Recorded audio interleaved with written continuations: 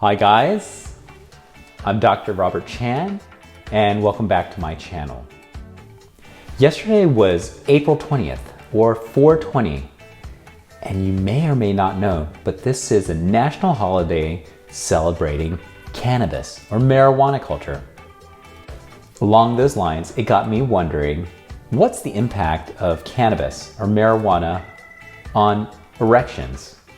Does marijuana help or hurt erectile dysfunction? To help me answer these questions, I've got a special guest with me today, Dr. Rachna Patel, the CBD expert. She's going to share with her some research and her thoughts on treating men with erectile dysfunction with cannabis or marijuana. Okay, so with erectile dysfunction specifically and marijuana use, here's what I would tell you. So there has been a systematic review that was done. This was done in 2019, and basically they looked at the prevalence and risk of erectile dysfunction in cannabis users compared to controls. And overall, what they found was their results showed that erectile dysfunction is twice as high in cannabis users compared to controls. And there may be a couple different mechanisms for this, okay? So one is that we do have endocannabinoid receptors in the paraventricular nucleus of the hypothalamus, which regulates erectile function, okay? Interestingly enough, by the opposite mechanism, it could be improving sexual function because there are endocannabinoid receptors in the hypothalamus, okay? The other mechanism by which this may be working, they're theorizing, is that there are endocannabinoid receptors on the corpus cavernosum, right, which physiologically has a role in erections.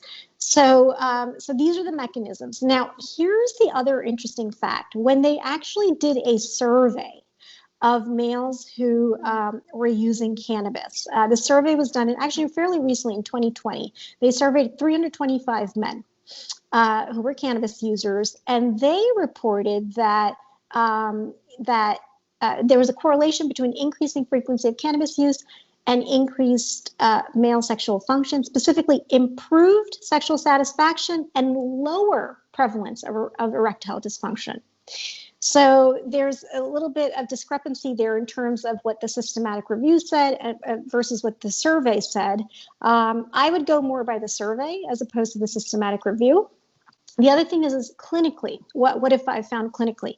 So I've certainly treated patients with erectile dysfunction. Most commonly, these patients are on some sort of medication to help them, most commonly Cialis. And they do utilize marijuana. However, the marijuana in and of itself does not serve as a substitute for the Cialis. So they do have to continue to take the Cialis, is what I've found. It does affect, like I mentioned before, the marijuana does affect other factors, right, in terms of desire and increased frequency and whatnot. But physiologically, it does not impact the erectile dysfunction in any way. Oh, that's interesting. Yeah, absolutely. So definitely, I would say cannabinoids play a very significant role in sexual health and sexual function, both in males as well as females. Good.